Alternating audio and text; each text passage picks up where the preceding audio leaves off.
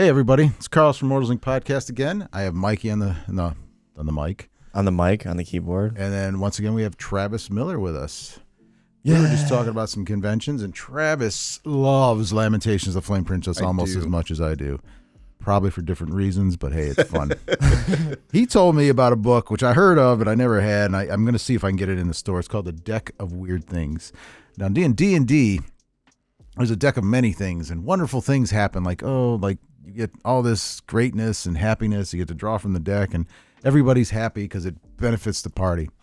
He told me about this, and I can only imagine, Travis, that nothing good happens in the world of Lamentations of the Flame Princess and a deck of many things. There are some positive results in there, No. but they always have. positive. But there is always a side effect or a downside or some sort of trade-off involved in the what the result is, or there's just some awful, terrible things also. If you don't know what Lamentations of the Flame Princess, it's an old school role-playing game where it is just terrible.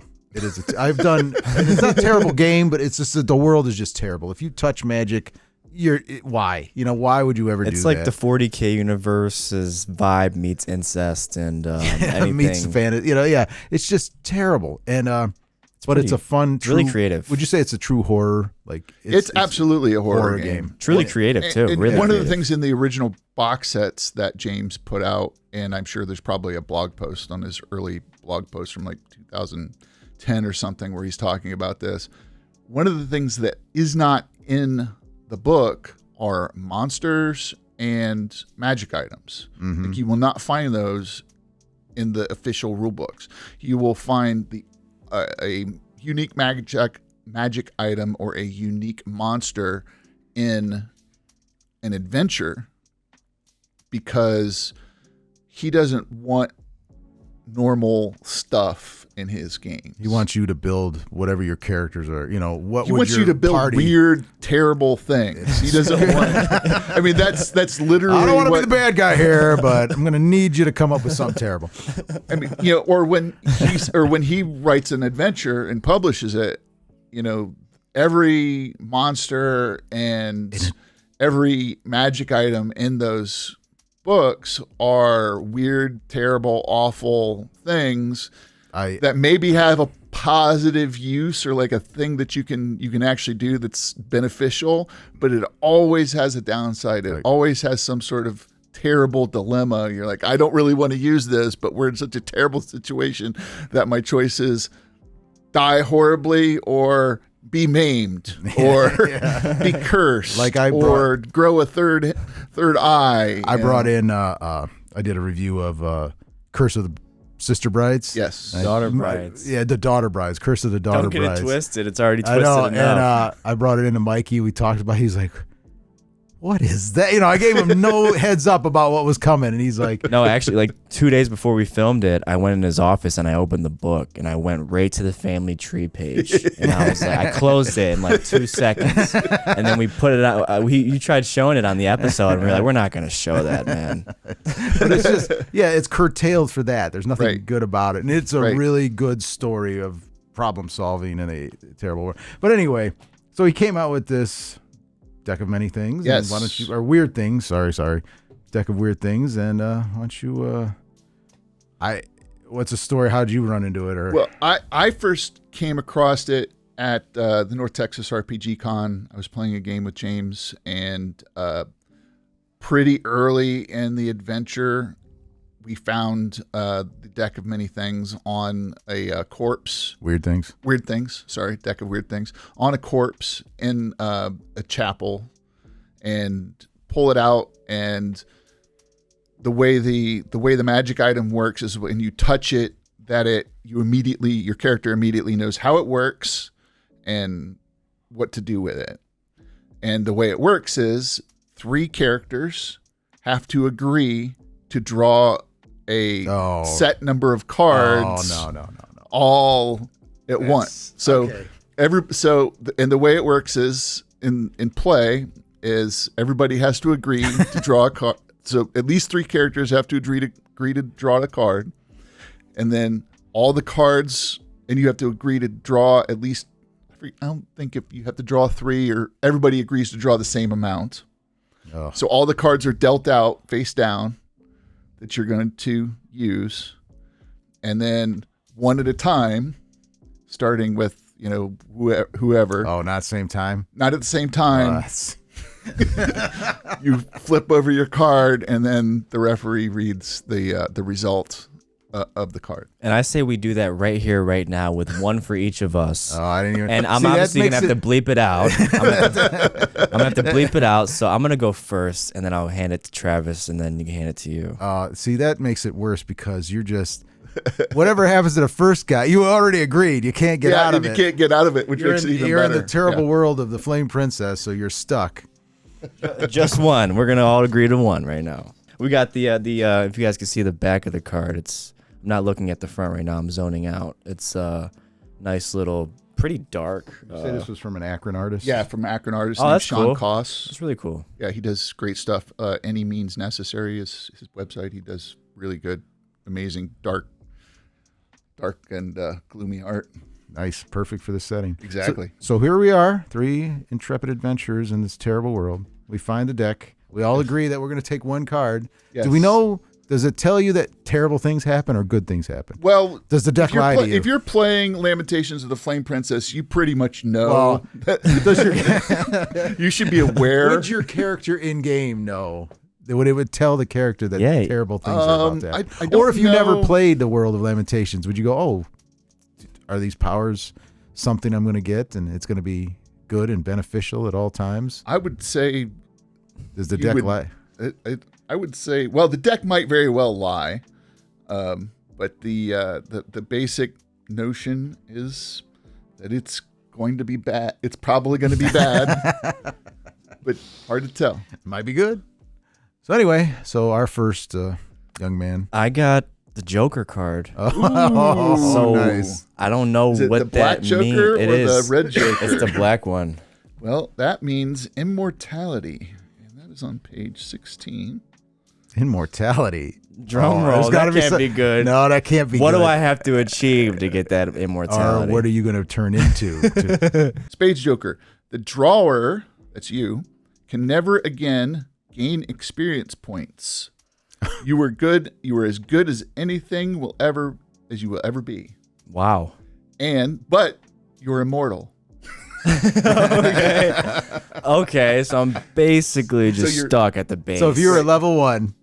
You're for level 1 and you get the black ace Joker, then your character can never again gain experience and that's it. So I'm level 1 forever. Level 1 forever and immortal. And ever. So you can't die. Immortal at Immortals. Let's go. That's funny. Your saves won't get any better. You'd be dying all the time. Well, they can't leave you because you're immortal. I might you won't actually die. I might have got the better pick of the litter compared to you two. So let's see. Oh, the 2 of clubs, and I'm going to tell you right now that's going to be bad. Cosmetic oddities. These effects are, as advertised, entirely cosmetic. They should normally have no game effects, but of course, this game puts characters in all sorts of bizarre situations where normal chains of thought or causation no longer apply. So take each situation as it comes. The local villagers probably won't like it though. And the result is the drawer's skin visibly resembles mirrored chrome. It still behaves as skin normally does, i.e. the soft touches can still be felt, it can be cut open. It's just very reflective. So you're chromed out. Yes. Exactly. You're the Silver Surfer with no extra powers. So I'm on level 1 who's stuck at level 1 forever. You're chromed out as a this Silver is a party Surfer. too. Oh, Yes. So you're So shiny. you like a whole bunch of weirdos roll into town. They're like, "What? We're gonna." I thought the Silver can't Surfer be here. So you're shiny no matter. And there's no benefit, is there? No benefit. It's just cosmetic. You're just shiny. So Yes. you're like a lure now. Like you go outside and everybody can see where you're at. The Right. skin acts the same. It's just, he's a Silver Surfer. Yeah. Terrible. Now see, I could see where that could get real dark real fast because somebody Yes. might want a mirror made out of you. They're like, "Hey, can you look around the corner of the dungeon? See what's coming down the hall at us?" Can I blast the sun rays off of you real quick and melt something? A 5 of spades. 5 of spades. I think so. Loyal followers. These options will cause someone to wander into the drawer's life very soon. After the drawing, the follower will be a landless wanderer with no connection to the local or any community. Did they even exist before the card was drawn? The follower will be fiercely loyal to the pain of death, but they will have an annoying trait or two that will make dealing with them difficult. Even if treated with maximum hostility, they will remain loyal and take pains to follow the drawer, aiding whether their help is welcome or not. They will defend themselves against lethal attack, but even this will not diminish their loyalty. If this follower dies, the drawer's maximum hit points is decreased by 1. And you had the spade. Mm-hmm. The 5 of spades is an enormous laborer, 12 hit points, super at carrying stuff, will become the drawer's loyal servant. He is also a compulsive kleptomaniac. He won't ever steal from the drawer or the drawer's immediate allies, any of the player characters, but all else is fair game. See, that could be that last sentence doesn't resonate well with me. That could be an issue. So now, basically, say we found this as a player character. Yes, you're immortal, but can never go higher. You're shiny, and I got this giant guy walking around with me, just carries stuff and steals everything that's not nailed down. Right. Perfect. So that adds to the problem, correct. The problem of the game, because you would just be weird. Yes. If we go into town, you would eventually, it would be over time, realize that you've got to be evil because you won't die. I'm eternally useless. And you just wouldn't die. Like, even if they say he's a witch and you burn you at the stake, I imagine you would still feel the pain. Shoots right? me in the chest with the arrow, I just snap it out and throw it away. I'm like, dude, I can't do anything. I can't still feel it. And then I would just constantly be fighting people because the giant kleptomaniac that I can't deal with. You're a kleptomaniac trying to steal something out of my pocket. I'm like, dude, I don't have anything. I'm a level 1. So that would be fun. That is fun. I would love to run something like that. That's a lot of fun. It was probably a lot of fun too, running it with James at the. Yes, and we drew 3 cards. Which was. Do you have any recollection of what your one of those favorite instances were? Well, my character had a card was if you rolled a natural 4, your character just died. That's what I read. That's what I read when I laughed earlier. I was reading a book earlier and I just started laughing, but that was what it was. It was like your character just dies. Whatever it was, I'm like. So we did, we were in this weird, odd dungeon, and there was a point where we had to make a saving throw or die of something, and I rolled a 4. Well, you would have died from the saving throw, and you would have died from that. So there you go. I'm going to see if I can get these for the store, the deck of weird things. No, that'd be awesome. I would love to run something like that. Thanks for bringing that in. You're welcome. If you ever wanted to come back and talk about, you got an interview with Raggy on your podcast or your YouTube channel. Descriptions down below. Yeah, make sure you check that out. Travis Miller, and then if you like what we have here, subscribe to us here at Immortals Inc. Point to it. ImmortalsInc.com for all our silly nonsense. And I hope you enjoyed this. Hopefully you can come back and we'll talk more some different stuff and some dark, twisted stuff. Yeah, dark, twisted. Maybe not. Maybe some happy stuff. Maybe some happy stuff. I doubt that even exists here in the world at Immortals. All right, guys. Later. Take it easy.